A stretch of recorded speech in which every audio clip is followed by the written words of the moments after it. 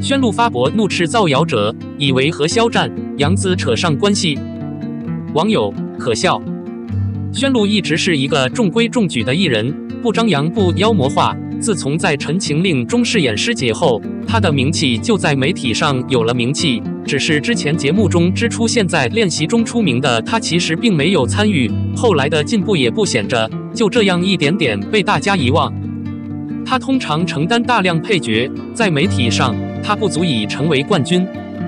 参演几部剧的女主同样创作成本普遍不高，但她的名气依旧不俗。她的演技和颜值大家是公认的，一直保持着极佳的身材。她依赖于事件的后续转变。然而，今日宣璐却意外现身并发微博称：“现在花言巧语都在指责我，是真的吗？”她张口散播报道，还加了个全是我的事的表情，语气分明是异常的愤怒。这让吃瓜群众一脸懵逼，开玩笑说：“现在大家的吃瓜还不到散播谣言的速度。”换成其他人，网友们可能要说他们是垃圾了。但是宣璐平时被侵犯的时候，她是忍着不吭声的，所以大家觉得这一次发生了异常疯狂的高优先级事情。吃瓜群绕了2圈，终于反应过来是怎么回事。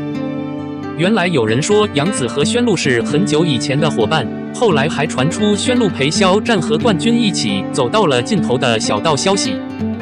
虽然写的是删节，但重点不言自明，害得他不由得站了起来。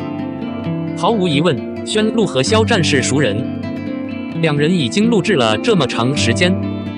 在肖战被网刷的那一刻，他不惜在肖战微博下发消息给他送个情。不过上面这分明是胡说八道，当时大家就去看了这位网友的微博，观察他是 CP 粉，说他是江湖骗子。现代确实是有利的，但可怕的是，有时很难在网络上识别无穷无尽的幻影，而且你不需要通过谈话来承担主人翁感。大牌获得的关注远远超出了标准个人的指南针。话会误判，但粉丝们也不必时不时的太过娇气，说话要讲究语言技巧，不要散播一些小道消息没人相信，粉丝们却被专家给骗了。目前来看，两人各有各的缘分，尤其是肖战，目前更是处在风筝高飞的状态。也许以后两人会合作。总而言之，学姐这个工作实在是太丢人了。现在我真的很期待即将到来的几部戏剧。艺人其实要用善举说话。02凤凰涅槃的正确开启方法是什么？看肖战百字阐述，拍肖战空降短视频。前几天，网上突然空降了一段小视频。摄影师的手机像素虽然不是一般的好，但总能从朦胧的焦点里看到肖战和杨紫，两人明显感觉不错。肖战对着小美女杨紫做了个手势恭喜。这段视频出现的时候，就像是将一枚重磅炸弹扔进沸腾的水中，有人惊呆了，有人害怕了，有人被烧焦了，有人暗自乐在其中。很像我要追查开门了，到底发生了什么？一时间一片喧哗，一片喧哗，真似是漫天飞舞。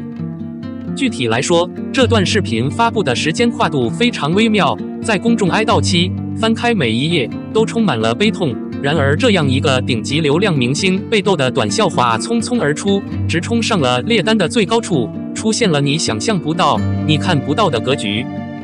这简直就是找肖战作死的节奏啊！本视频为内部职场社交活动，暗示贱民不得参与。于是这位替补射手说：“这个黑锅我要讨论，但我没有机会展示它。我这不是中间的拍摄，而是演员肖战和肖战杨紫对面斜靠在角落里的一个真实的受欢迎的镜头。拍摄者与拍摄对象的直线距离不超过2米。刚才给你喝了个酒杯，叫兄妹，那个人笑嘻嘻的，手却在晃晃悠悠的，想掐死你，真变种前行。在战区，最令人担忧的不是对手，因为他是在开阔地带。最可笑可怕的是，你背对着他的同伴，他不知情，你暴露在外，会被他伤死。这真是让人发抖。其二，这个视频是很久以前做的了，之前网络一直很安静，可见摄影艺术家700多天都把它当成一笔财富来爱了。任何一个成就大事的人，都有泰山崩塌前的不畏艰险，有排长队抢风头的踏实。这个视频的持有者无疑有潜力和品质成就这样的大事。不常见的商品可以居住，所以通常他们必须以成本出售，并且在以合理的成本出售之前，他们永远不会发现他们的财富。这样一想，我脊背发凉。第三，如果决定的策划是偶然的，妙珠可以说骗小孩子没那么草率。追悼会的时候，你们在讨论小爱，就这一个，你们肖战都受不了兜兜转转了。这与被踢进残渣的计算机化事件有多么相似？计划、协调并与立法问题相关，攻击是准确而无情的，在城镇周围引起了骚动。就他需要实现的结果而言，它比计算机化的事件更具破坏性。这把苗竹吓得魂飞魄散，我真的很担心可验证的不幸会重演同样的事情。强调的是，当肖战的所有努力和艰辛都惨遭失败时，肖战的表白就会出现。短短200-300字，简明扼要地说明了4点含义：第一，肖战单身，省去陷害 CP 是可行的；其次，搞清楚视频的来源，包括时间、地点、支持和证明人，列出来，让那些被视频误导的学生可以醒悟。第三，提醒大家注意视频传播者的邪恶目的。故意和计划这2个词特别有吸引力，所以把那些别有用心的人的头顶去掉哼唱。第四，鼓励粉丝正常对待，不要被人忽悠。看了片刻，妙竹心情好了很多，真的很庆幸肖战方反应快，生存方式合适，战力扎实，更庆幸肖战从乱葬岗翻滚后的凤凰涅槃。那时候，肖战是一个需要资金的小研究员，但没有资金，也没有人扶持。他只是一个赤手打天下的震惊少年。他巧合地冒险进入别人的区域，并否认他们的位置。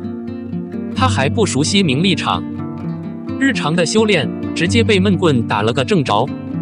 没有人会保护他，甚至没有人来引导他。媒体看到了那么多短期走红、短期变幻影的新艺人，有令人信服的理由需要为这样一个明天可能会变成腐蚀的新手而战。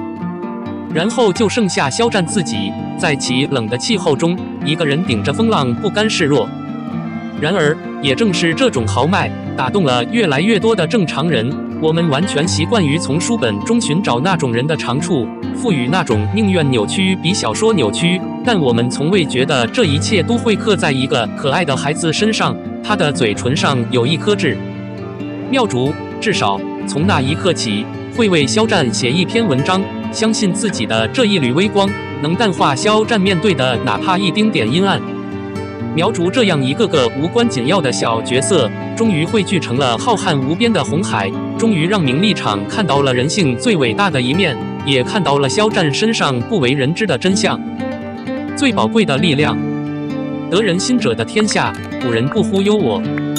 然而今天，面对这一切，妙珠更乐见肖战的踏实与坚毅，发展与发展，轻而易举，7寸如蛇，水灵灵，很有底气，吐槽分明。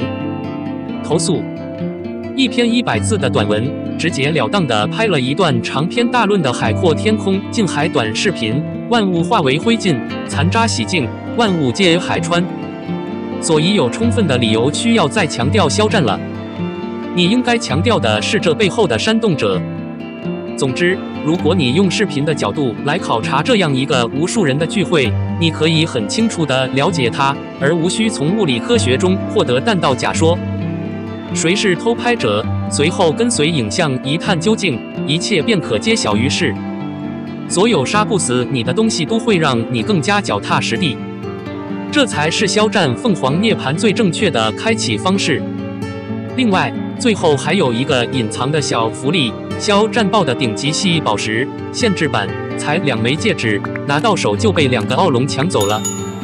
乌叶珠想起了一句诗句：我吹过你吹过的夜风，我们算不算拥抱？站姐戴的戒指你戴了，补台词不用别人。于是妙竹今天兴高采烈地写了这篇论文，主要的感叹就是字数加起来太多了，一般不像詹的宣言那么简洁完美。看来战兄有着最完美、最迸发的灵魂记录在纸上，所以他没有起飞。